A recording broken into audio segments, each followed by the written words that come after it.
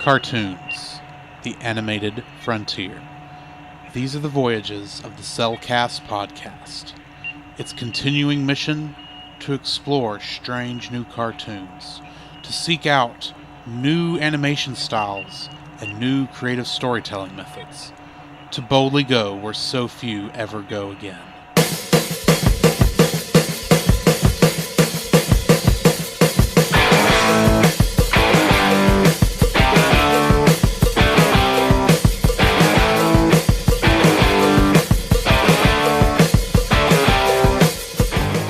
Hello and welcome to another episode of the Cellcast. Joining me today is a man who's just waiting to get his wings, Jacob. Flap, flap, flap, flap, flap. Why, thank you. I'd like to introduce our host, a man who just wants to go looking out for slugs. Well, when you're hungry for bananas. True. Anyway. Anyways. How are you doing, my friend? You never said my name. Oh. That is true. Welcome, Drew. Thank you. We are so professional here. Oh, yes. And what's great is with our current setup, more of these little errors are going to make it through to the final recording. So Exactly. we're just going to be fun and entertaining at this point. If it's not perfect, oh well.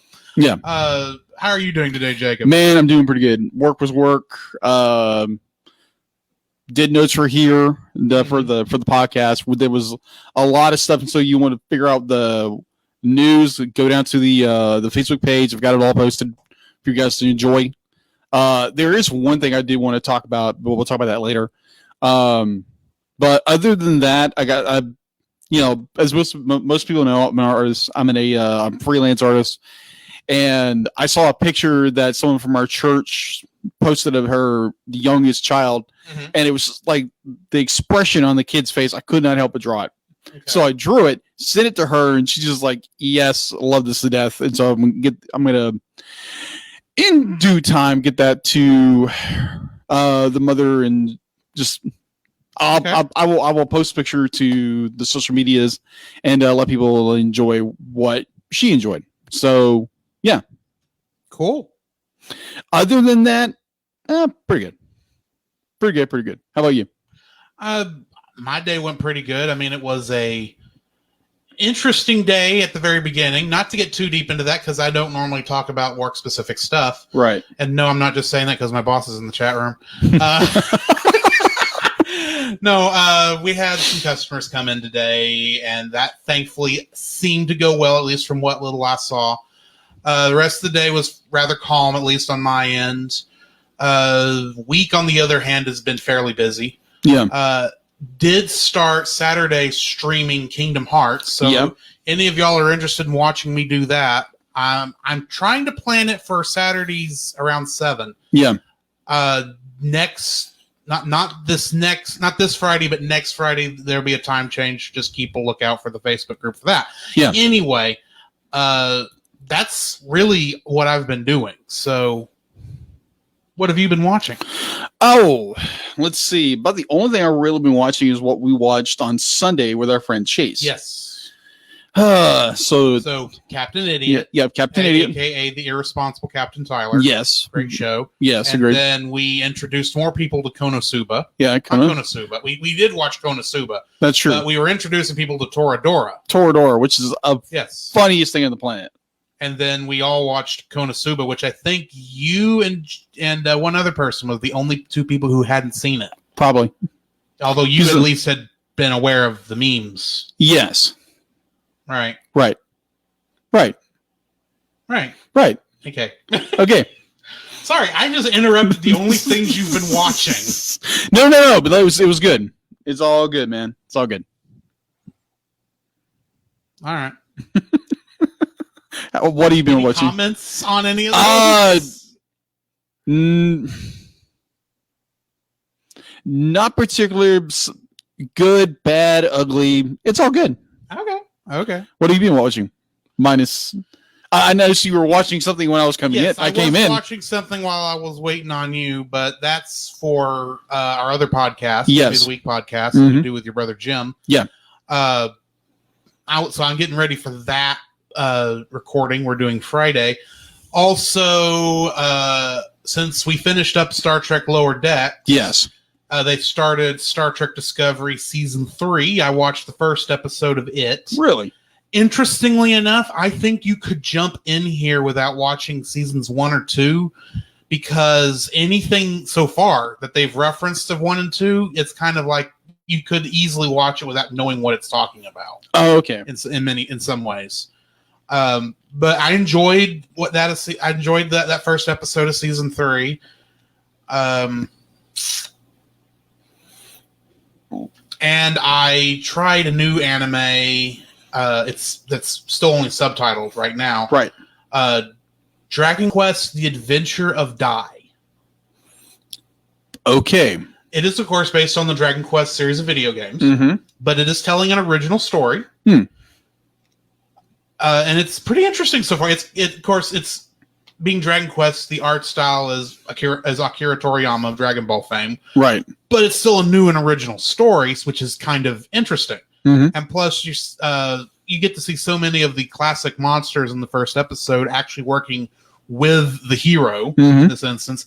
It was a fun little story. I'm actually interested in watching more of it. So yeah, that's essentially what I've been watching. So I did forget one thing that you had posted in a group chat that me and another friend need to watch. What was it? Explosion in the Brain. So there is. I should post this episode in the Facebook page. Yes, you should.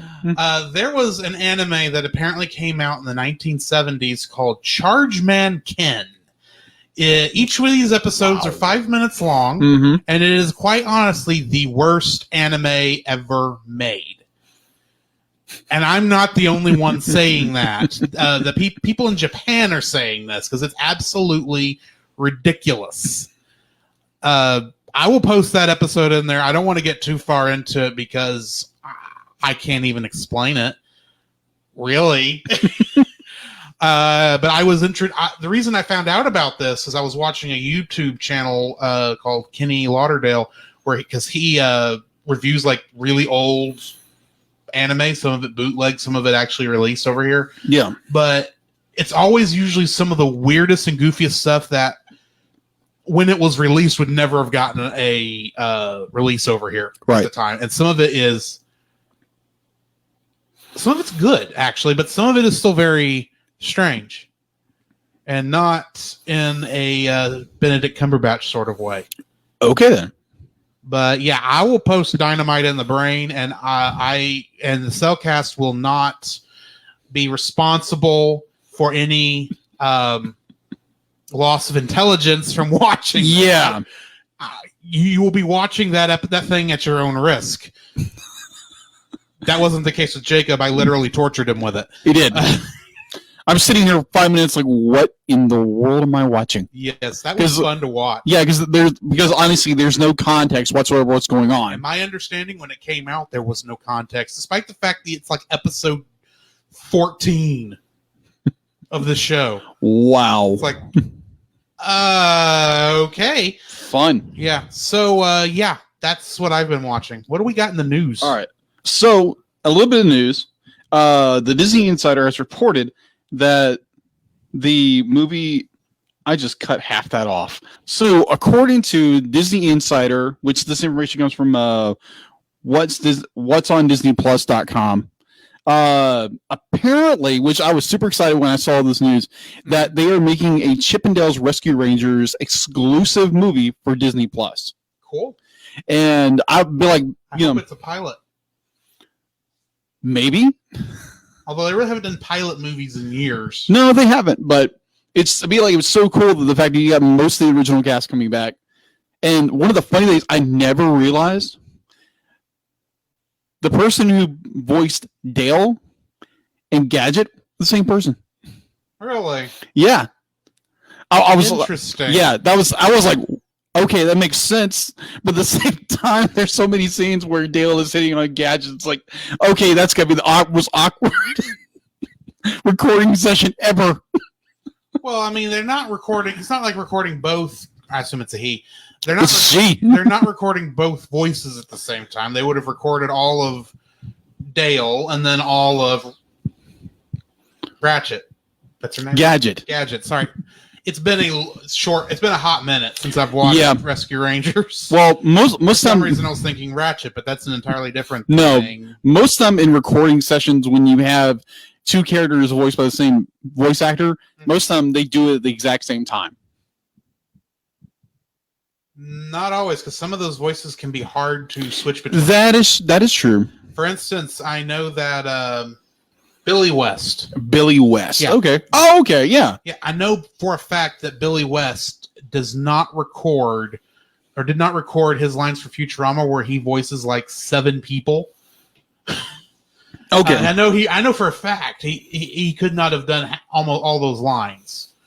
Yeah. At the same time, especially during the original series finale. Yeah. When it's an opera. Oh. At one point. Yeah. Anyway, yeah. Yeah, sometimes it's the case because it depends on the voice actor. Mm-hmm. And like you said, Billy West probably is more like, I can't do all this at once. Especially when they're talking over each other. Yes. Oh, yeah, definitely overlap. But either way, when I saw that, I was super excited. And thank you, Heather Morgan, for sharing that with me, because that was just like, oh my gosh, I geeked out. Mm-hmm. I geeked out so much. And the fact to be like, if you didn't know this, originally this would be a Chip 'n Dale Rescue Ranger movie after the DuckTales movie came out. Mm-hmm. But when that movie financially failed in the theaters, they scrapped it. Which is really sad, because I actually enjoy that movie. Although it's been a while since I've seen it. Yeah, I watched it, I think, last year when I bought the set. More on that in January, actually. Yeah, exactly. So, what else we got? All right, so does anybody remember a certain DC animated universe TV show called Static Shock? I do remember this. Ah, okay. I'm not the only one, which I know a lot of people remember and love Static Shock.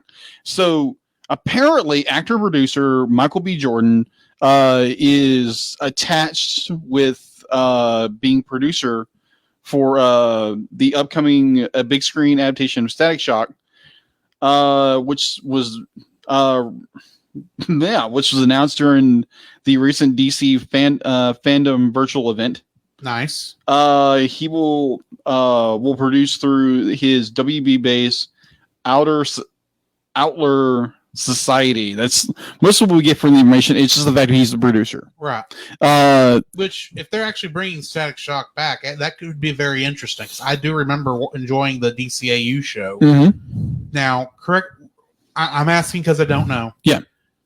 Was the character created for the DCAU and then brought over into DC Comics? Did it have a DC Comics? No, this was no. Is this character pretty much solely had an animated universe thing before this point? No, this was actually based off of a comic back in the 90s. I am drawing a blank at the moment of what the comic company, which was primarily primarily African Americans who made and created this comic company. Right. And so when DC bought that company, bought that comic book industry or company, what have you. Yes, originally it was a comic book, and it gained more notoriety when it became a cartoon. And so for years they've been trying to get a Static Shock movie in development, and there have been many faults and just nothing would come of it. But with Michael B. Jordan as producer, we might actually get a movie, live action or animated, what have you. That'll still be cool. All right, so we're going to talk about Legos. I've got some right here. I've got a big one right here. Right. Well, Legos and Star Wars. Okay, I don't have any Lego Star Wars on me because I had to tear apart my Millennium Falcon because I lost half the pieces before I finished it. Right. That's always fun. All right. Yay. All right, so Disney Plus is bringing together some of the brightest stars in the Star Wars universe for an ultimate holiday. Disney Plus is bringing together some of the brightest stars in the Star Wars galaxy for the ultimate holiday family reunion. Lego Star Wars Holiday Special The streaming service also gives a fan the first look at the art of the special. Set to debut Tuesday, November 17th on Disney Plus, which is also as known as a fan favorite holiday Life Day first introduction in 1978 Star Wars holiday special. Which they still won't let you go back and watch. No, apparently not. I am hoping, though, since we've got the Lego moniker in it, that essentially what they've done, and I would find this hilarious. Yeah. Instead of obviously have the news, because I do remember seeing shots of Rey, Lego Rey, and some of the others, but let's say the core story is just them retelling the original Star Wars holiday special. Yeah. But without many of the musical interludes that maybe not have aged well. Yeah. That could, and just use the original audio, because I'm sure they have it on stock somewhere. Okay. I don't know. That may not be what they're doing. It's just kind of me being, I'm actually very curious what this is going to look like. Yeah, that's what I thought. That's what I thought. So I have seen the Star Wars holiday special. It is a thing. All right. So if you want more information, go to our Facebook page. It's down in it's part of our news, so just go and read it. I'm looking forward to it. Didn't you say we might do a special on it? We are talking about maybe doing a reactions. Yeah. To it, but because of the timing, because that comes out fairly close to Thanksgiving. Yeah. It may be about a week late. We'll see. All right, so it should still be fun to watch us watch our reactions to it. Yeah. All right. So other than that, they just released less than 8 hours ago the first official poster for what is it? Raya and the Last Dragon. Yeah, I think it's Raya. Yeah, Raya and the Last Dragon, which looks amazing. Like the simple fact, I was geeking out before I came over to record. I saw that and I was like, "Oh my gosh, I've got to post about this," because that is just like, yes, I want that on my wall. That is such an amazing poster. So go check it out. All that news I just talked about, it's down in the Facebook page. So go read about it, comment about it, and maybe get some conversation started about it. That's all in the news. That should bring us to our spoiler-free section of our review of the movie Coraline. I think so. So I first saw this movie in theaters back in 2009, I believe. And through no fault of my own, I came in a couple minutes late. Okay. I did not come into the movie until like right before she went into the other world. Like right before that. Oh wow! I finally came into the movie. So you really didn't have any context going in. I kind of knew what was going on, but I did not know. I did not know who. I did not know the relationships. Yeah. Between the mother and the father and Coraline, and I definitely didn't see Wybie. Wybie, thank you. Wybie, thank you. I just had a blank. I definitely didn't see Wybie before. Yeah. She went in there. So I think the first time I saw him was actually the other Wybie, not... Oh, okay, Button Wybie. Yeah, Button Wybie. So yeah, I didn't know why she was complaining about him being a loudmouth or anything like that. So that was... I remember, even though I missed that first bit of the movie, I remember enjoying the movie for what it was. Now, I am not a horror movie guy. Yeah. And there is a lot of horror elements to this movie. Let's be honest. Yes. But for whatever reason, I this one just fit for me, even though I hadn't watched it since that one viewing. But it stuck in my mind for the last 10 years. Yeah. To the point when I worked at Walmart and I had to help stock toys every couple times. The little La La Loopsy dolls that have the button eyes. Oh, yeah. I kept thinking, why on earth did somebody make this? Did they not see the movie Coraline? This means horrible things for these little fake doll children. Yeah. And the commercials are not any better. No. If we're being honest. But yeah, I remember enjoying Coraline, but like I said, before this viewing, I had not seen it since that very first viewing of the movie back in 2009. So, and this was before I knew to stay till the end of credits, so I did not know about the interesting little thing I saw at the end of these credits. Yeah, which I'll talk about later. Okay. So, what were your thoughts? My first, and definitely go watch the movie. It's a little scary. You might for little kids. You might have to worry. There's definitely some scary imagery, but most of this is more psychological horror. Yeah, than agreed. I would say. I mean, this ain't Five Nights at Freddy's or anything no, like that. This is very much one you realize what's happening, sort of a thing. That kind of horror. I guess that really works better for me than most jump scare type horror movies. But right. Anyway. Well,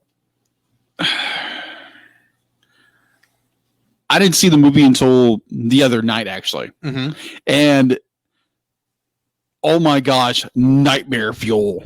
Just how breathtaking this movie is. When it comes to like the way it's shot cinematically, it's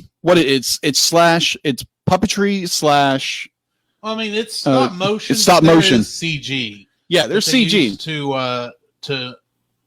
to enhance. Oh yeah, what's going on, because there's some of that stuff you would never be able to do in stop motion, especially near the end of it. Yeah, agreed. Trying not to spoil anything. No, all I can say is like it's a breathtaking movie. It has every element needed for a good, like you said, almost like a good suspense horror film that, like I said before, nightmare fuel. Yeah, for any kid. Like, yeah, I think it was like Josh Adams who said the fact to be like he can't believe this was actually a kid's movie. Well, to quote him in chat right now, he says that movie is far scarier than it has any right to be, and he says it's more a Silent Hill type of horror. Oh yeah, I probably could do that. Yeah, you could. I'm sorry, I'm still learning all my new tools here. Yeah. So yeah, and okay. Yeah, I'll get that down eventually. Yeah.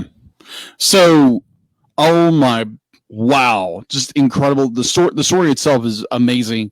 The fact that you're dealing with two worlds, almost mirror worlds, and there's going into the movie not really knowing a lot about the movie until watch the movie and then understanding everything. If I was in our main character's situation, it would be very tempting. Very tempting. But we'll get into that when we get into our spoiler section. But amazing movie. I'll get into this later.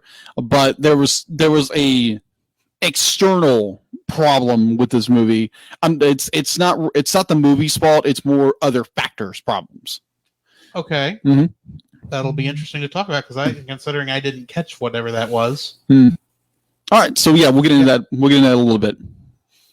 That's my thoughts. All right, so we will take a quick intermission for to promote Christian Geek Central, and then we will get into the full spoiler-filled review after that. So we'll see you on the other side. Ray. Wrong? Okay. This progress is a part of Christian Geek Central Network. Wrong. Hey, Scoop, what are you doing, man? I don't know. I'm supposed to be reading an ad. All right, hold on. Give me it. Okay.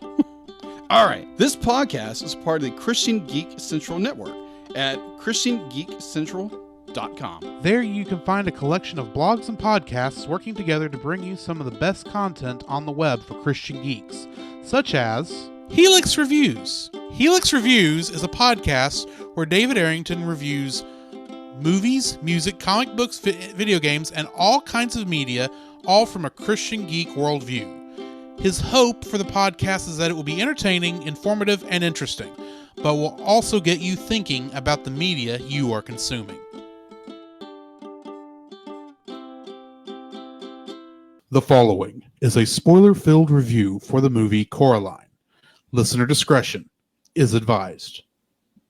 Coraline was written and directed by Henry Selick, who was the director of The Nightmare Before Christmas and James and the Giant Peach. And it is based on the book by Neil Gaiman, who also wrote the book Stardust, and he also wrote the English script for Princess Mononoke. That's right, he did. Yeah. Cast includes Dakota Fanning as Coraline Jones. She was Satsuki in My Neighbor Totoro, and Rachel Ferrier in War of the Worlds, the Tom Cruise one. Yeah, that's right. That was a really good movie. It was okay. I'm assuming we'll review this eventually on the other show, so Probably. find out there. Yeah. Terry Hatcher played Mel Jones, the other mother, and the Beldam, or Beldam. It was Beldam, wasn't it? Yeah, I think it was. Okay. She played Lois Lane in Lois and Clark, The New Adventures of Superman, and Paris Carver in Tomorrow Never Dies. That she did. Jennifer Saunders plays Miss April Sphinx. She also plays, of course, the other Sphinx, and she is the fairy godmother in Shrek 2, and plays the Queen of England in Minions. Oh, okay. Dawn French played Miss Miriam Forcible. She also played the other Forcible in this movie.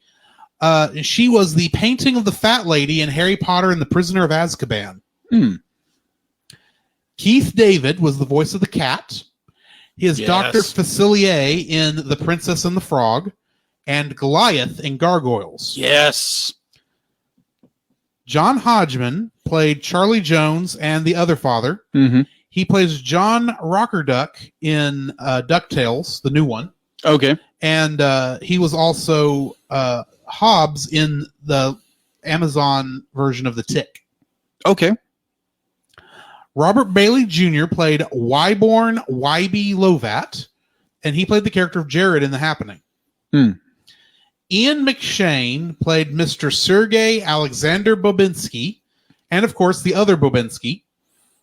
He was Blackbeard in Pirates of the Caribbean on Stranger Tides, and Tai Lung in Kung Fu Panda. Oh. And last but not least, John Linnell was the other father singing voice. He is the lead singer of They Might Be Giants. That band? Okay. You don't know the band, do you? No, I don't. I'll have to introduce you to this. But he also played the character of the Poop Smith in the Homestar Runner Strong Bad Email number 200, Email Thunder. I have completely lost you. Yes, I'm going to pull a character from Coraline. What? You've never heard of Strong Bad? No. Or Homestar Runner? No. I may have to introduce you to this too. Okay. It was before the days of YouTube. Okay. In the hollowed early days of the internet. Okay. There was a web cartoon done in Flash called Homestar Runner, based on these two guys' odd idea for a children's book. Okay. The character of Strong Bad, because he was the villain and the more cynical and admittedly funnier one, or most people catch on to his comedy faster than anybody else's. He got so popular that they started setting it up to where people could email him, and he would answer their questions, and he would make fun of their typing and their misspellings, and entire characters were created for this thing because of misspellings. It was an interesting part of the 2000s era internet. Okay. And for this 200th email, they had gotten, 200 was a big thing at the time, because how many things have over 200 episodes of anything? Much less this silly little internet cartoon about a guy in a wrestling mask answering his emails on old computers while wearing boxing gloves. Wasn't that the one you were like? I tried to introduce this to you before, but you didn't get into it. No. So that's what you're talking about. Yes. Oh, okay. Well, one of the characters on there named the Poop Smith, who worked for the King of Town, throughout most of the time on the show, he had the lore was that he had taken a vow of silence because of all the horrible things he had seen, shoveling poop. And for the 200th episode, in order to sing the Speemail intro song, he broke his vow of silence, and it was this lead singer from They Might Be Giants who provided his voice for that. Oh, okay. I'm surprised you don't. Okay, you remember Tiny Toon Adventures? Did you watch that show? Yes. Do you remember the one where they had a bunch of music videos on there, and some of them was like, Istanbul is now Constantinople, Something like that. Yeah. Triangle Man, Something like Particle Man. That's the name of it. Yeah, that's that band. They're kind of a mid-grade, semi-nerdcore band. Okay. Semi-nerdcore because technically they existed before that. Yeah, so after I said all that, I will admit my Kingdom Hearts connection this week is fairly weak. Okay. Because technically the actor it's not a connection to the movie, but it's a connection to the Coraline video game. Because they changed the for whatever reason, the voice actress for Forcible did not return for the video game. Okay. In the video game, she was voiced by Suzanne Blakesley, who also voices the character of Maleficent in all the Kingdom Hearts games. Okay. So, yeah. Very, very stretched thin connection. It's probably my thinnest connection I've done yet. Because at least, I think it was, what was it? Where we, they all I had was they used this guy's music. I don't remember. Anyway. Yeah, so info and stuff. All right. So let me get that info and stuff. Come here. Oh, wait. All right. So info and stuff. Hey. So info and stuff. You can watch it if you have a subscription to Star streaming service. Mm-hmm. And also, if you have that, you can also stream it on Amazon Prime, Hulu, and Sling TV. You can rent it on YouTube for $2.99 or iTunes for $3.99. That's also including YouTube. I mean, I just said YouTube. Either way, I personally downloaded and bought it from iTunes. I watched it on Amazon Prime. So either way, be like, if you want to go, stream it, it's available. Mm-hmm. All right, so it has a 7.7 out of 10 on IMDb,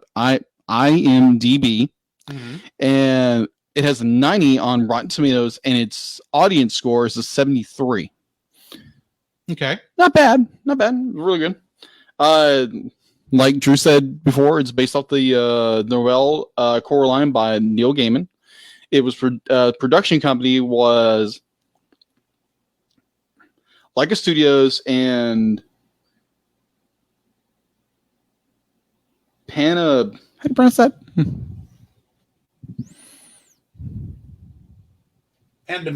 Pandemonium. Thank you.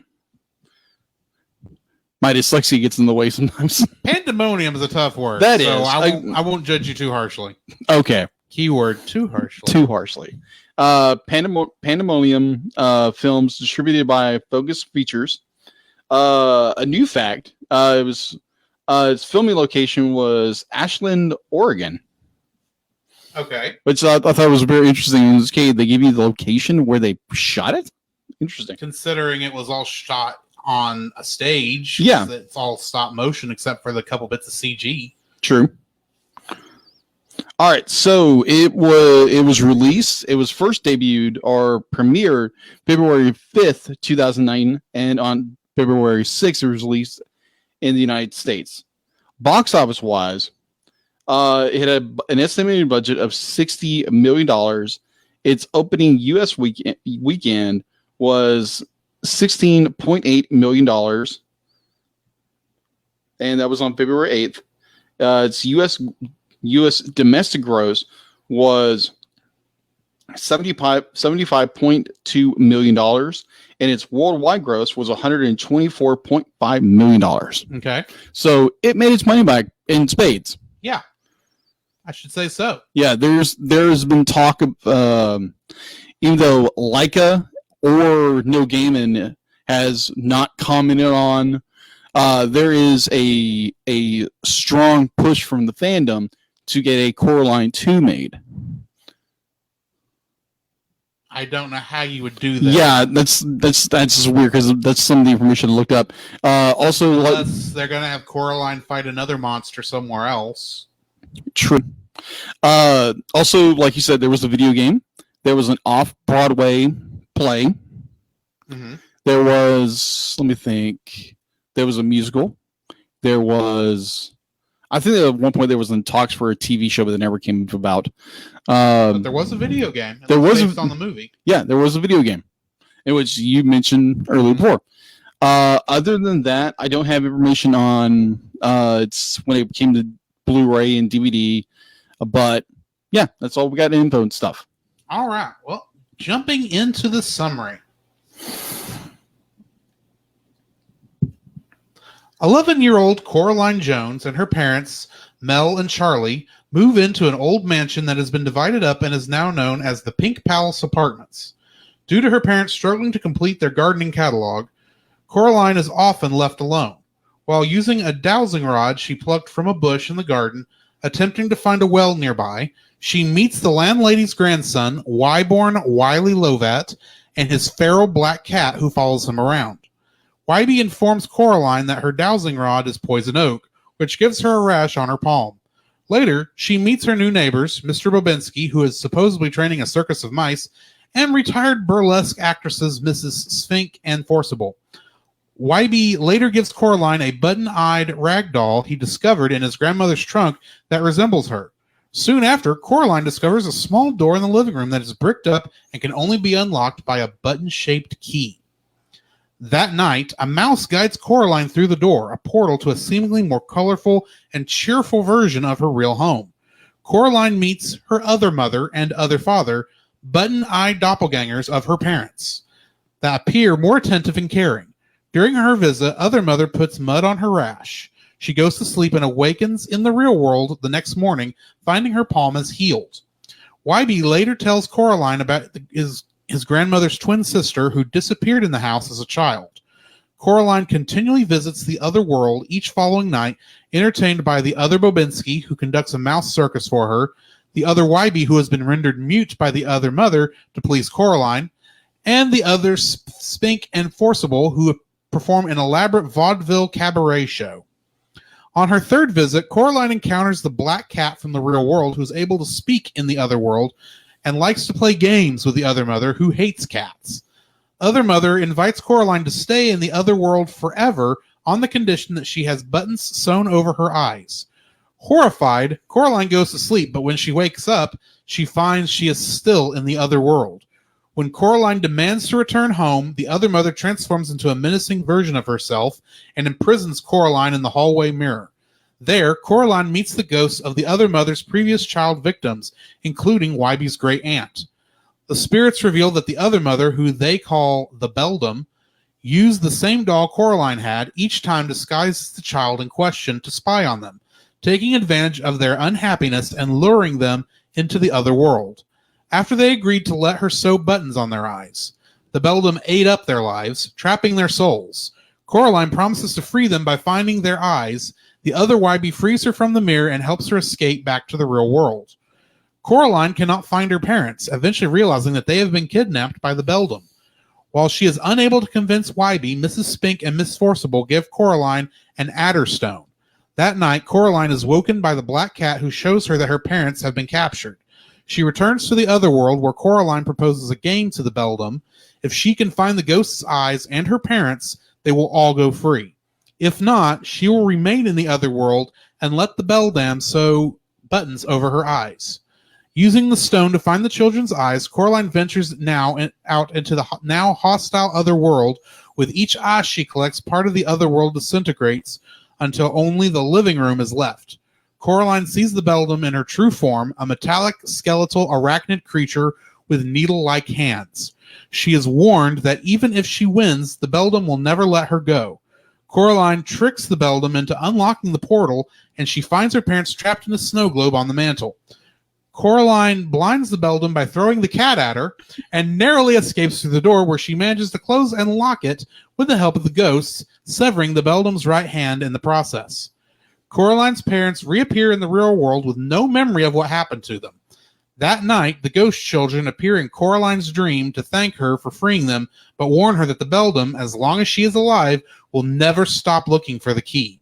Coraline decides to drop it down an old well near her home, but before she does, the beldam's severed hand attacks her. Wybie, who has realized Coraline was telling the truth, arrives and after a struggle smashes the hand with a stone. Coraline ties the smashed hand and the key to the stone with a blanket, and together they throw everything into the well and seal it shut. Soon after, Coraline and her parents, who have finally finished their catalog, host a garden party for their neighbors. Wybie brings his grandmother, Mrs. Lovat, and Coraline prepares to tell her about her sister's fate. Now, before we started this, I wanted to mention I saw an interesting credit near the end. Okay. At the very end, there's it's the last credit before the studio logos. Mm-hmm. It says, "For those in the know, or for those who know, jerkwad." Interesting.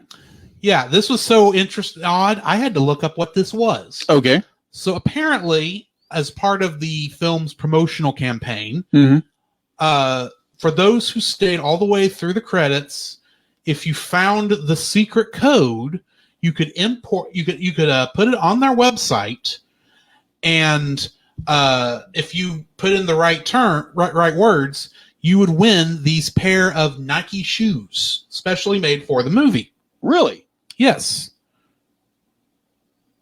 And I know this because I found a blog by the person who actually won these things, and she gave them to her son. Here's what they look like, in case you're curious. Oh, wow. They are Nike shoes that are kind of a brown and gray sort of a thing. They actually look like they're sewn together, like in the movie. Yeah. And the top part where the shoestrings come around is in the shape of the of the button eyes. Wow. Yeah. That is. Wow. Yeah.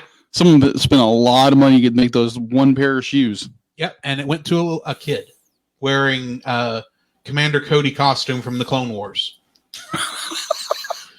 Interesting. That is very fascinating. When I saw that, I was like, what on earth is this that I am looking at? Why would they put the word, for those in the know, jerkwad up there? So, yeah. Anyway. Yeah. I've talked enough for now. Okay. Your first like, sir. Oh, my first like. The Other Mother. Just as Other Mother or her full form? Her full form. Okay. I mean, like her beldam, her entire insidious plot, the entire thing. Be like, yeah, it goes more along the lines of like old Grimm's fairy tales, but ratcheted up so well. The fact to be like, I think this would be almost in the running of probably best villain or villainous.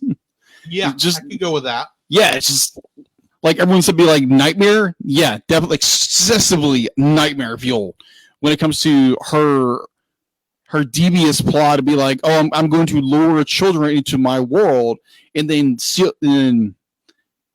contain them there and seal their souls for I can continue to live.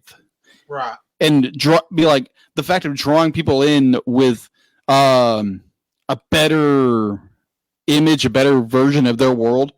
And like I said before, that'd be extremely tempting to go and be like, you know what? This sounds like a good idea. Except for the one caveat, you got to sew buttons on your eyes. Oh, there's a reason they save that little bit of information until the very end. Oh, yes, absolutely. Of the trial period. Mm-hmm. Agreed. Just the such a devious, intelligent villain. Be like, and the fact to be like her final form is a spider makes sense. Yeah, it makes sense that she draws you in with temptation, and then she just gobbles your soul up. Plus, she does it with these rag dolls that are obviously sewn. What better creature out there that's used to working with a needle and thread than a spider? That is true. And also going back to the very beginning with the intro to this movie is like for me, I had no idea what was going on. It was like, okay, this is fascinating what they're doing with this doll. Yeah. And then you realize, amazing animation. Incredible animation. On essentially disassembling and reassembling this doll. Yeah. Yeah, just wow. And I mean, like, and then you take it, put more of it into context, what's going on, the full story. It's, oh my, wow. So yeah, definitely the other mother is just like, I think she's, for me personally, she's up there right now when it comes to animated villains. Okay. Just so incredibly well done. And far as I understand, be like the one-on-one comparison to the novel and the movie are right on money. So it's a very good adaptation. Did you read the novel? I read the highlights. Oh, okay. Let's say you're not that fast a reader. No, I'm not. I want to get the audio. Not that fast a reader. I want to get the audiobook. See what there's little differences here and there. Like one of the characters that is in that's in the movie isn't in the book. Yeah, other YB isn't in the. Yeah, YB isn't in the book. Well, YB is, but other YB isn't. Oh, he isn't. Yeah. Oh, that's what I read. Oh, okay. Either way, so that is my number one. What is your number two? Number one. My number one is the character of Coraline. Yes. There we go. Here's the thing.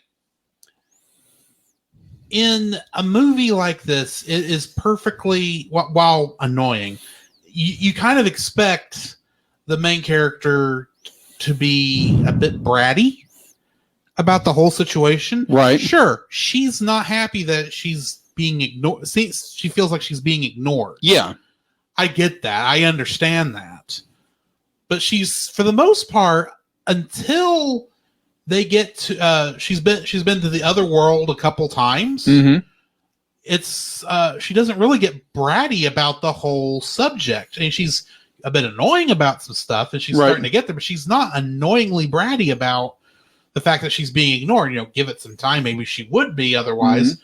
But she does, that brattiness doesn't get there until after she's seeing what she thinks is a much better world. Because you know, she's got that first night she's there, the other mother cooks for her. The other father is apparently playing or having the piano play him. However that worked. The second time they have this garden that the other father apparently grew. And then of course you get the other Babinski's pretty entertaining circus, my circus. And as much as I felt uncomfortable at the Spink and Forcible show. Oh, good night. Yes. That was very uncomfortable. It was very uncomfortable. I think intentionally so. Yes, it was. Being honest. It was. Although I did like how you could hear the tails of all those dogs wagging and clapping. Yes. That was a great touch. Audio-wise, yes. Yeah. But anyway, like I was saying, her character is believable as to why she feels that this other world is better. And it's not till the cat points out to her what's going on that she starts to question it. And immediately after that's when they say, hey, you can live here if you want. You just got to sew these buttons over your eyes. That makes that where she goes, oh, no, I'm not doing that. I'm not doing that at all. And she essentially runs, but gets caught. It's at that point where she starts. Admittedly, her character doesn't really grow that much because she's still that forcible character who's going to do what she thinks is the right thing to do. Oh yeah. Even though at the beginning it's mostly get her parents to listen to her, or it's not even that. Because I mean, if it had not been raining on that first day, she'd would go out and plant all those plants, and she could have done that. That might have kept her entertained for a bit. But I mean, she is feeling homesick for what she knows of as her home. Yeah. And so she's in. It's an awkward time for her anyway. And the other mother gives a very pleasing looking look into what into this other world where she is essentially the queen of her own domain. Yeah. In essence, but in reality, she's just food for this giant spider monster. Yeah. And it makes we don't get much into Christian teachings in this show, admittedly, but I have to point out how this is how temptation to sin. Oh yeah, absolutely. That's what very much so, because the entire up until she realizes the danger she's in, it's a very pleasurable experience being in another world. But then when she realizes that in order for her to continue to experience that pleasure as she sees it, she has to essentially have her eyes plucked out and have these buttons sewn over her eyes. And then she's trapped. Oh, yeah. And she's able to... And if she had gone through with that, that would definitely be the sin. The way I see it. Right. But the thing is, she's committing so many other sins to continue, just going to that world, because obviously she's not respecting either of her parents by going down there and sneaking in there at night, right, to go to these other parents. She is a brat there in the uniform store, because she wants these gloves, but her mother won't buy them for her. Spoiler alert, she gets them at the end. Yeah. But, and she has to, and she does end up paying the consequences for them, even though it's not, like sin actually is, where it's death. Yeah. Thankfully, nobody died. The only 3 people we know that died were the 3 ghost children. But, yeah, I mean, it's just so interesting to see that. And I just thought the character Coraline was a very well thought out character, and I enjoy her as our main character. I agree with you. In fact, what's your number 2 like? My number 2 would actually be the cat. I had a feeling you'd like Garfield. Not Garfield. Goliath, yes. Well, watching... I thought I stayed with the cat part of that thing too long. Either way, the fact that the cat is voiced by Keith David, and when we're first introduced to the cat with the talking voice, with its talking voice, it took me a second. I was like, wait, this cat is voiced by Goliath. Yeah, and I was like, oh my gosh, perfect, because it was, for me, it was, even though it almost doesn't fit. It doesn't quite fit, but it does fit the look of the character. Yeah. But I will go with it because it works. Yeah. And plus, Keith David's voice is just gold and anything. Right. And plus, this cat is obviously otherworldly as it is. So yeah. I'll let it go. Yeah. As in the last scene, be like, he literally just disappears. He disappears. Try to go taunt the Beldam. Probably. Maybe. It's like, ha, your hand is at the bottom of a well. And you can't see anymore. Yeah. Oh, but yeah, just that was such a surprise, the fact that Keith David was the cat, was the voice of the cat. And I kind of went, whoa, wait a minute. And that realization that, oh yeah, this is Keith David. And just, I was excited when I learned that, watching the film. And it fits. It fits. To me, it fits. Some others may not, but I enjoyed it. So that is my number 2, the cat. Okay. And plus, the cat is more of Coraline's almost kind of her Jiminy Cricket. Yeah, kind of her Jiminy Cricket. Jiminy Cricket on a pogo stick. No, there was no pogo stick here. But yeah, he almost in fact be like Jiminy Cricket. He guides her journey and makes sure she goes on the right path, and he waits his good sweet time before he starts doing that. That is true. That is true. I mean, at least Jiminy Cricket and Pinocchio is on Pinocchio from the very beginning. That is true. The cat does wait until she's been there for 2 nights. Although I'll grant him this, the cat probably didn't know she was there. I think the cat, maybe, because the cat could float between both worlds and probably knew that she was there. But when he there was at some point where you could tell when they were talking, Mhm. where she and YB were talking, the camera is kind of looking at the cat, Yeah. and she says something about the other world that the cat kind of gives that looks like, are you talking what I think you're talking about? That makes sense. And then that's why later on, Mhm. when she goes in there, he's actually watching to see if that's what's going on. That makes sense. And the cat sees her go in there, and it's right after that the cat comes in and talks to her. Mm-hmm. Makes sense. So, admittedly, he may not have actually known that she was going in there. Maybe he thought the key was sufficiently hidden, even if the doll had shown back up. Mm-hmm. But still, okay. What happened to that doll? I don't know. Maybe it unraveled. Maybe. Anyway. So that's my number 2. What's your number 2? My number 2, is the animation. Yes. Like we said, this is kind of a hybrid stop motion and CG film. Mm-hmm. All of the action in the foreground is stop motion throughout the entire thing. Yeah. But many of the effects are especially in the background, especially once everything starts to unravel. Yeah.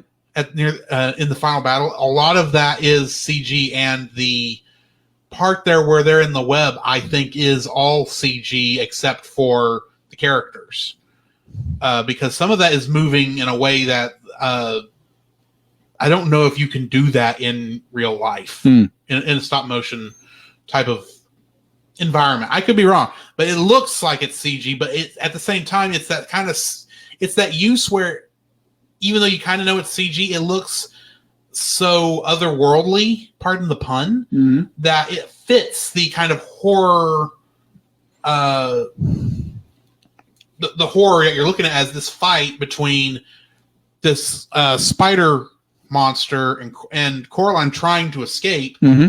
And you got all that stuff going on in the sky, the effects of the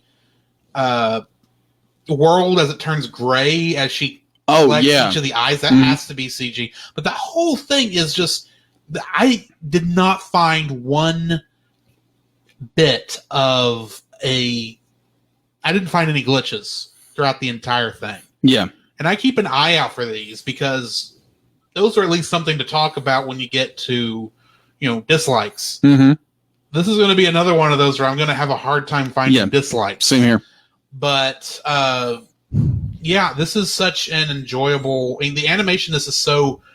There were a couple moments where you get the stop motion jutteriness that Leica is known for being able to keep away from. Yeah, because this movie was made after Corpse Bride, and that one was mostly smooth with the exception of like 1 or 2 scenes. Yeah, this one, every once in a while, you can still see the awkward stop motion esqueness of the movement, but there's still a lot of parts where it is very, very smooth.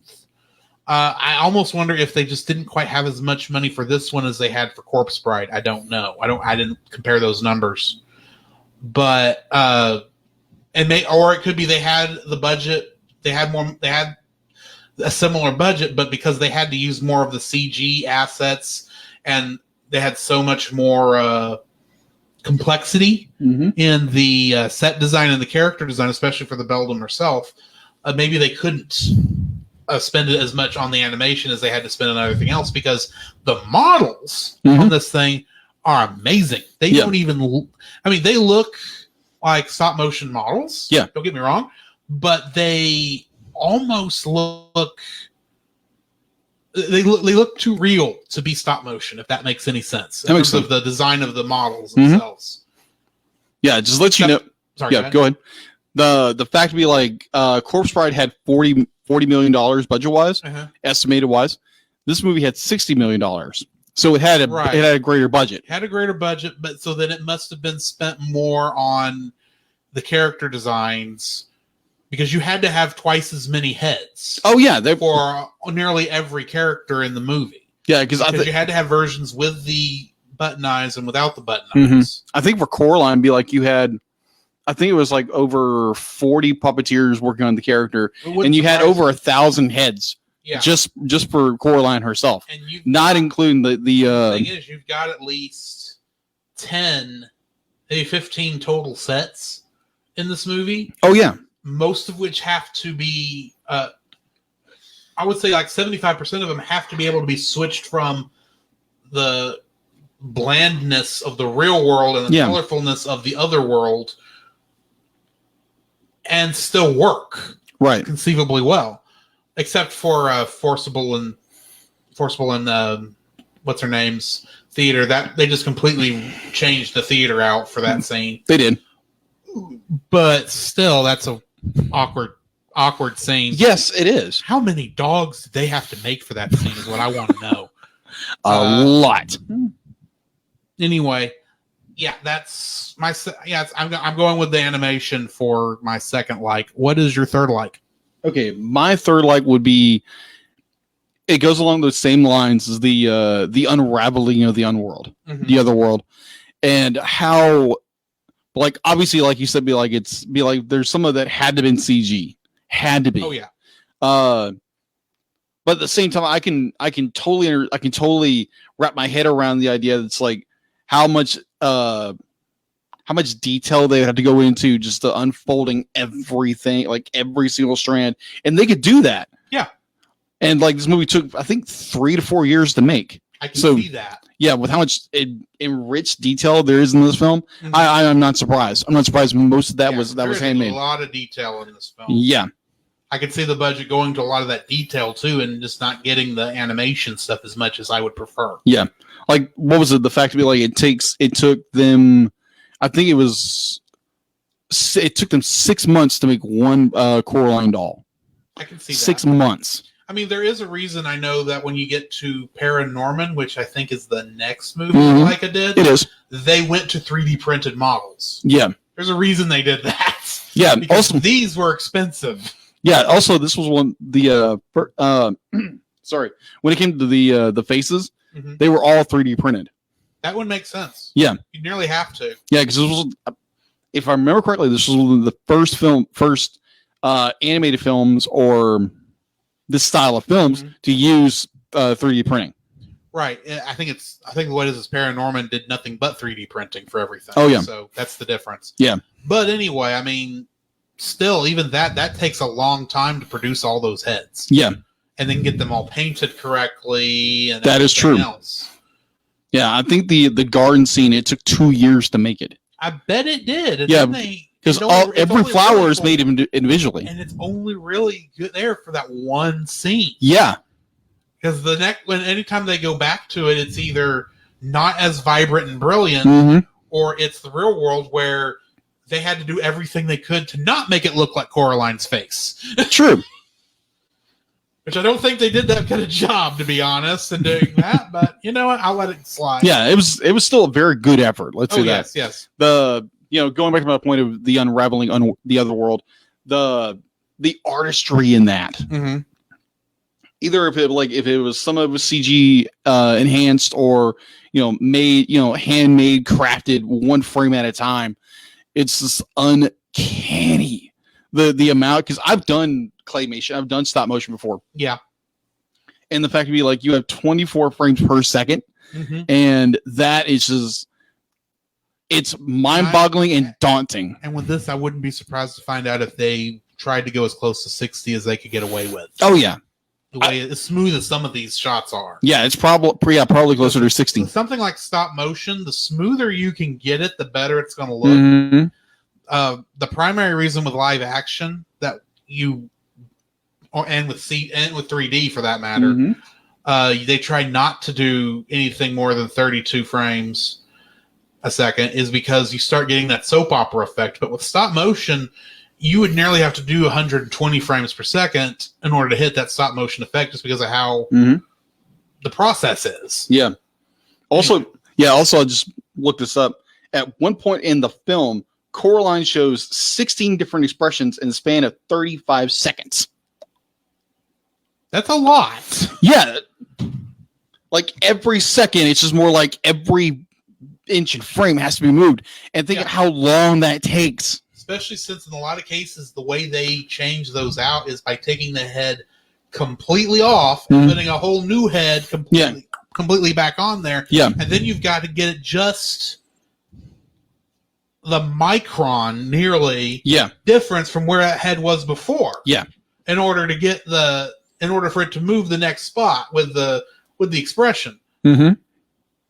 Just the yeah. I have such respect for animators who definitely stop motion animators. Stop motion is still what I would think. I still think this is that it's the most impressive form of animation we get. Agreed.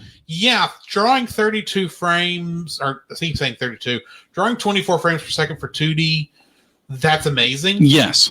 But they can base it off of where it was, and they've got like 30 people working on one scene. Like 3D animation, you've got the character models. Once we got past the point where computers could keep up, I'm not as you got to do a lot to impress me with the animation in a 3D movie at this point.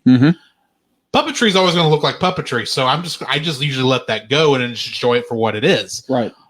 Stop motion is the only one that continues to impress me going forward in how it's impressive. And the thing is, Leica is essentially the only people doing it. True. Which blows my mind completely. Anyway. So that's my number 3. What's yours? My number 3, for this movie, I'm going to have to go with both the mother and the other mother. Okay. It's kind of this, until the other mother goes to Beldam, they still have to be animated similar. Yeah, that's true. And yeah, I grant it is the same voice actress, so that part is continuity, but there's, as much as she keeps trying to tell Coraline, give me a minute, I'm trying to work on this, I've got to get this done. Yeah. I will pay attention to you once we get done with the catalog. Yeah. I swear. I never felt her performance as, the regular mother was anything but loving. Yeah. May have been frustrated, but for the entire time, I could just kind of tell, really, for her and the father, I could just tell that they were both, they wanted to be with their daughter. They wanted to love on her and pay attention to her like, Coraline wants. Yeah. But they do have to get this done. Yeah. And because if they don't, they're not going to be able to make rent. They might get fired. It's, there's never a point in there where I feel like the character doesn't love her. When you get to Other Mother, though, not only does she act like, the mother, you can tell that there's more, that it's not Coraline she loves. It's what Coraline can give her. Yeah. Very similar to Mother Gothel. That's what I thought. It's the first thing that comes to my mind in Tangled. But throughout the entire thing, you can tell Other Mother's not, she's not really loving. There's a lovingness to her voice. Yeah. But it's very much you can stay here if you want. It's got very creepiness. Yeah, it's got a dark, it's got a sinister tone underneath it. That if you weren't paying attention to the mother, you wouldn't catch that they are obviously not the same type of same woman. Yeah. With the other father, yeah, he's a little more airy and stupid, but he kind of has the same general feel the father has. Right. But the other mother is so almost wicked in her performance. Agreed. And trying to not be. It's just such a difference between those. Terry Hatcher just does an amazing job. Yeah, it's very subtle. It's very subtle. And it works. And at first, if you aren't aware of what this movie is, I wonder how many people really would think, especially kids, would think, well, why wouldn't she want to go to that world? Exactly. That sounds great. That sounds perfect. So that when finally the turn starts happening and you realize how evil a creature the Beldam really is. Yeah. even though there are hints of it from the very beginning about what's going to happen, there is such a I just like the way that acting goes, where you can get where she's got the honest to goodness sweetness as mother, the sickly sweetness as the other mother, and then the outright, I'm going to eat you no matter what you say of the beldam. And she's able to throw all three of these characters in there, and they're all three believable. They are. Agreed. Yeah. Completely agree with you. That's my third like, is I would say it's Terry Hatcher's performance. Yeah. Agreed. Wow. I don't always think this when I look at animation. I kind of like, I know there's voice actors and actresses who put their heart and soul into this. I kind of almost discount it because they're just providing the voice. There's so much of what would normally be in a live action actor's toolbox that they don't have as voice actors, because that's being given to the animators to animate it. So while I don't think voice actors have it easier by any means, I kind of forget that they are actually acting their butts off in that little studio. And it's in instances like this where it's very, very rarely I can be impressed by an actor or actress's vocal performance alone. Okay. And this is one of those times. Wow. I would completely agree with you. The fact that they're like, Terry Hatcher's performance, like you said, is very believable as like the mother who is very frustrated and trying to get, she's on a deadline, she's on the clock, right? But she's got this little kid bugging her. Oh yeah. And there's a part of it that's you almost have sympathy towards Coraline. Almost said it. Almost made the mistake everybody else makes. Yeah, movie. Coraline. Yeah, the fact to be Caroline, like Coraline. Like, yeah, because I've met both Coralines and Carolines. You don't make that mistake. No, you don't, because they will very clearly. You will die if you make that mistake. Yes. I quite literally had a student one time named Caroline. I accidentally called her Coraline. It's like she got right here in my face. So it's Caroline. It's like, okay, Caroline. But either way, just you understand Coraline's plight with just wanting to get away from what she sees as just her parents don't care about her. All they care about is her work, and she's a nuisance, or she's you stay out of my way. You stay out of my way. I've got more important things to do rather than dealing with you. So and then you have the performances of the other mother, which is bitter, bittersweet. And if I would have saw this as much, if I was younger and watched this, the fact I would have probably in the same way been tempted with that. It's like, this sounds a much better deal than my life or Coraline's life. And so that that temptation is so there, like you said earlier, the fact that sin is so tempting, you want to fall into it. And that was just so incredibly well done. And when she goes to the beldam, oh my, nightmare fuel entire time. It's like, wow. And the design about that transformation. Yes, because it is so well done how they transform her from the other mother to the beldam. You're going, wait. And they do it in shadow. They do it in shadow at first because you start. But she gets taller. But then you start seeing features slowly morph. Oh yes, to be these full things that you don't get the full beldam until after Coraline leaves and comes back. But to that half state that we see, as she's trying to escape the first time, it's like, oh my word! Yeah, and then you get it a second time when she tries to come back and she thinks that her mother's one who opened the door, and you realize, nope, we all know it's the other mother. It has to be. But she kind of transforms again and then rips off the neck brace. It's like, I don't need this anymore. Nope. I'll be like, my entire disguise is falling off. You're seeing the real me. I'll be like, I'm going to show you the nightmare who I am. Exactly. Oh man, just great performance, great design, just wow. Well, as much as we've gushed Yes. about this movie. We do need to find something to not like about it. So your first dislike. My first dislike. This is not really a nitpick on the film itself, but rather you cannot find a physical copy of this film anywhere. I don't think that's always true. I think that's something that's specific to this year. Yeah, possibly. I remember, at least back in when I was working in the electronics department at Walmart, Yeah.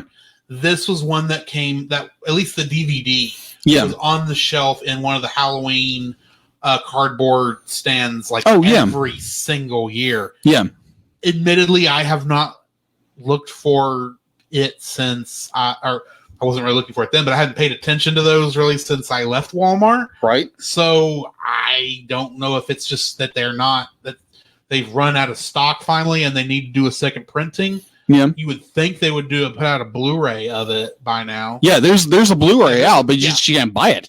Right. Or at least many of them are making 4K Blu-rays. I'm surprised this one's not gotten a 4K Blu-ray yet, because this one, if properly mastered, would be amazing. It would. I agree. 4K Blu-ray. Agreed. But yeah, I talked with someone at a store, a local entertainment store in this area. Mm-hmm. It's that one is extremely hard to find right now. It's probably the season as it is right now. It could be with COVID. It could be with anything right now. I would say COVID's a good portion of it. Halloween, though, is the perfect time of year. Yeah, you think they would have released it on 4K at this point. In the past month or two. Mm-hmm. Now, maybe they had planned on it, and when they started to do the work on it, because I'm assuming they did not think ahead because Blu-rays were out by this point. Yeah, this movie came out. They had a Blu-ray version, but they probably only did it. Only made a 1080p master. They probably didn't have a mastered 4K except for what was in the theater. Yeah. So they probably would have to go back and do that, and that takes a lot of work. Just do completely digital. Digital remaster. Yeah. So maybe that's the issue, is that they're wanting to give a full decent release, because I can't imagine Leica would not want. I'm surprised. I would not be surprised if Leica is not gearing up to put a lot of their stuff out in a collection at this point. Well, they did at one point, but then that they have the rights to, because I know they don't technically have the rights to Corpse Bride anymore. Because that was Warner Brothers. I think Warner Brothers. I believe you're right. Yeah. No, it's. I can't see that from there. I think it's Universal. And this was, either way. Anyway, I think I know. This was released Focus. Distributor was. They did fund part of it, right? I think all of Leica's stuff after that point though has been technically independent. Yeah, it's all been through Focus Features. The rights to it completely. Yeah, just whoever was nice enough to pay them to pay distributor, which in this case was Focus Features. Yeah, well, I think Focus Features has worked for them on the others, and also anyway. Yeah, it is a pain in the neck that you can't find this outside of digital. Right now. It is. But that's a very. It's also the easiest way to watch it in most cases. So that is true. But also with a person like myself who is a physical person. Yeah. I will say when I was looking through it, I never saw a digital version that was listed as 4K. And at this point, it's not just going to be 4K. They're going to be wanting that HDR. Right. Agreed. Especially for the other world. Those colors are better pop in the world. Agreed. It's going to make the actress's scenes even more awkward. Yes, very much so. So, as much as I've mentioned how the actress's scene is awkward, that is not my first dislike. In fact, it's not even in my dislikes. My first dislike is going to be the character of YB. Okay. I do not like this character. Oh, really? Okay. Here's the thing. I know I said I thought he was in the book. I think the more I'm thinking of it, he's not. Yeah, he's not in the book. He's not in the book. So the character was obviously added, and I'm assuming he was because I know Neil Gaiman was actually active in the production of this thing. So I'm sure Neil Gaiman actually created the character, but he is so not important to this movie. at all. The only thing he does is give Coraline the doll. That could have been gotten another way, and that is in a way that would make more sense. Yeah. Because if the doll has brought other people to that world, then it doesn't make sense that it's still in the grandmother's house. Yeah. But at the same time, be like, because why I'm also assuming the other. I admit that we don't know when the other kids disappeared before or after the aunt did. Yeah. But either way, I am curious enough of the book to see how she gets the doll. Yeah. And that. But his character is completely useless to the story. It doesn't add anything. It really doesn't detract anything. It adds an extra character in the form of other YB that has to be in a bunch of these scenes that does not help. It helps even less because he doesn't even talk. Right. He can't even give exposition, which is the only thing YB really does otherwise. And the character is so weird in the real world in comparison to everybody else. Yeah. I have to ask, much like his name suggests, why was he here? Why was he born? Because he's not adding anything.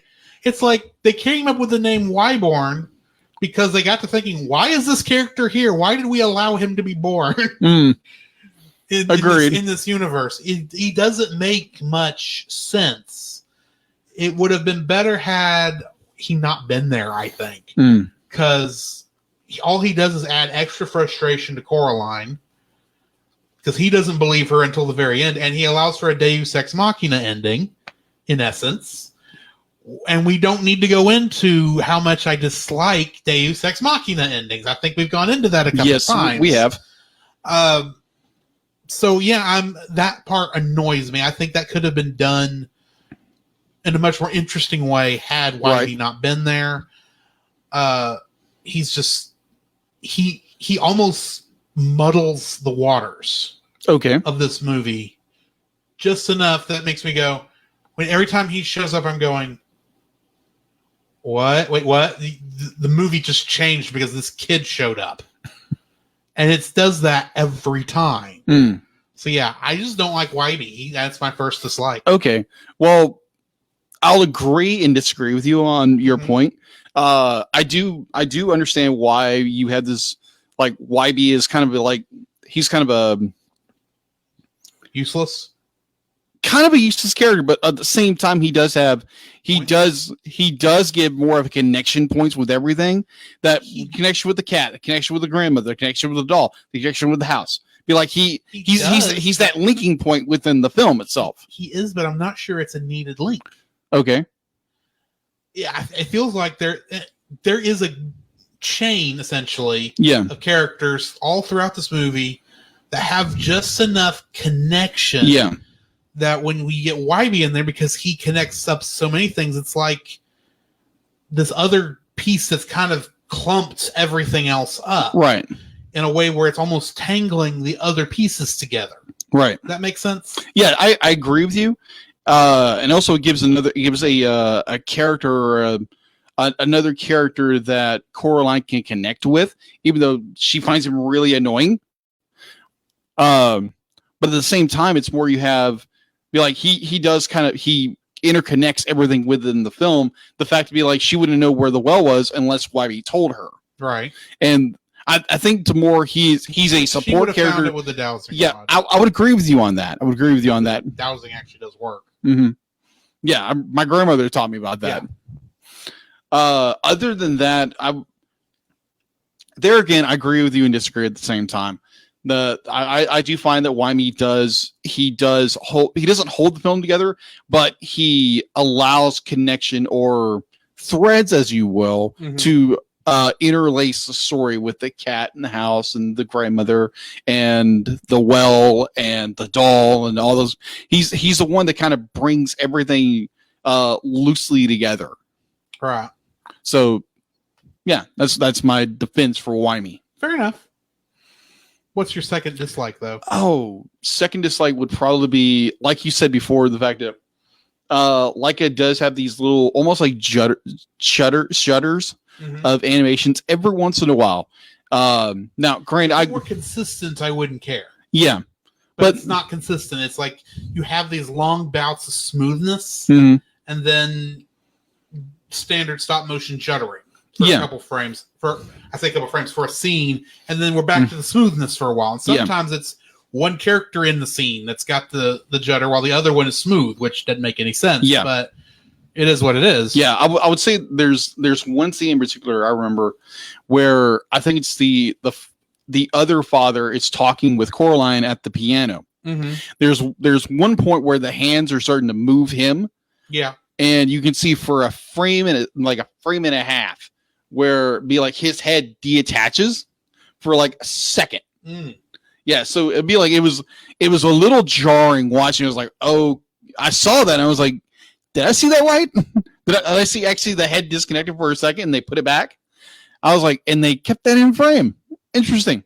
So the fact to be like there again, stop motion. Thank you. Stop motion animation is a very tedious task, very tedious and very long, protracted form of animation, and you are going to have errors like that. You're going to have stutters and stops and little glit errors, but I think you're going to find that with most animations, 3D, 2D, puppetry. You're always going to find some weirdness in there. Oh, yeah. It's just the fact that Leica is so good at it that you actually have to look hard to find their errors. Oh, yeah. So, yeah, just the common animation errors you'll find in Leica or any other form of animation. Mm-hmm. That is my number 2. What's your number 2? My number 2. There are 2 shots in this movie that are obvious 3D shots. Okay. And then by obvious 3D shots, I mean obviously 3D glasses shots because they break the 3D barrier. Okay. They are too close to the camera. We talked about this with Monsters vs. Aliens, which really did that for a stylistic choice, even though it's still annoying. Oh, certainly annoying. Go listen to that review of that movie to find out our thoughts there. But for this one, there are 2 shots where the effect is so jarring in the 2D version that it took me out of the movie. Now, which scene are you referring to? When she wakes back up in the bed when she thinks she's gone back to the other world, but she hadn't. Okay. The 3 little paper mache dragonfly things. Yeah. That get right up in her face. Oh, yeah, the camera is situated, it's like right up in your face, but they are too close to where the camera is. Oh, okay. So it kind of breaks that field. That's one example. There's another one. It's during when the other father gets ready to start playing that piano, and the gloves come on, and he kind of points at Coraline. The gloves get too close to the camera. Agreed. And it breaks. The 3D effect, I would assume, is still there in that version, and it may work. The problem is, we're watching this in 2D on a 2D screen. Yeah, it breaks the immersion when this happens. It's why. In my opinion, good 3D, it works for 3D, but when you go back to the 2D version, it doesn't kill it there. Okay. And here it kills it. Now, don't get me wrong. There are other movies that break this where it doesn't bother me as much. This one is one that bothers me. Okay. So yeah, those obvious 3D jumps are what I dislike. Okay. What is your third dislike if you have one? I don't think I do have a third one. Good, because I don't either. Okay. So we can stop at 2. We can stop at 2 on this one. Ratings. What are you going to rate this movie? Oh, I'll give it a 9. Okay. I'll give it a 9. Be like, it's just performance-wise, be like animation-wise, stop-motion wise, character-wise. Like you understand, the characters' plights. You understand the villains' like motivations and just the depravity of everything in this sort of just a bit like the The voice actors, like you said, Tara Hatcher was just spot on Yes. with her performance as other mother in the Beldam. Just so incredibly well done. This is a movie I want to get on Blu-ray or on 4K.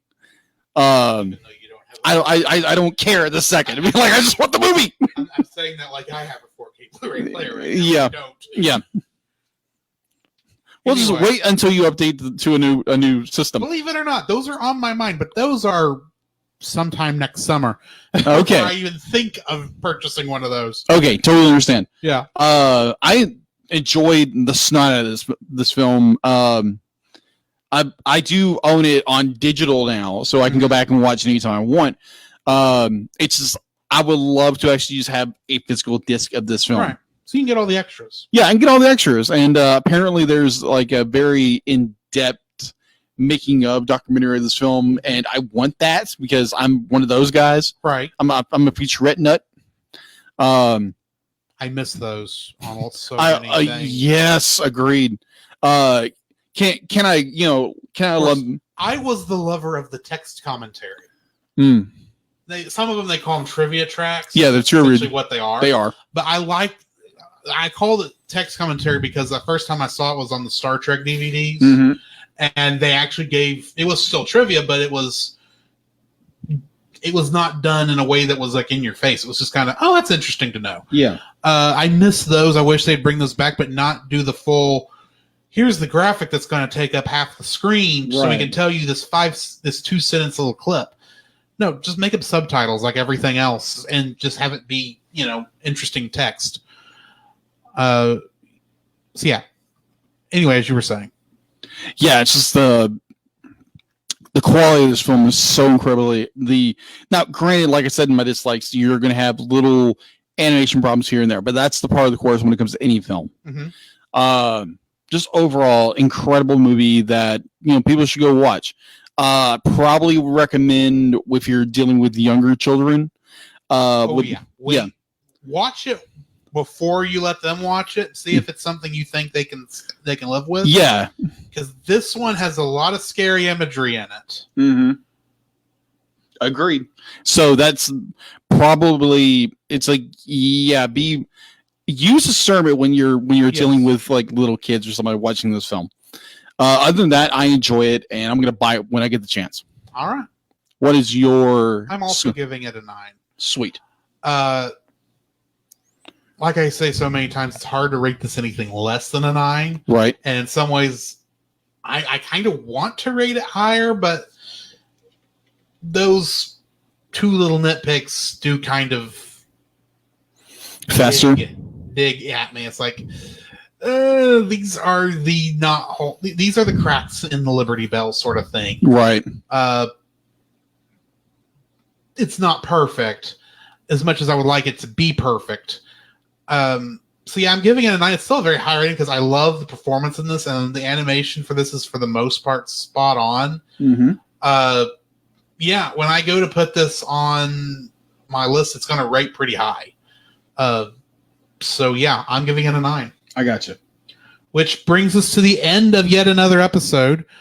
We just have one more movie here in Halloween month.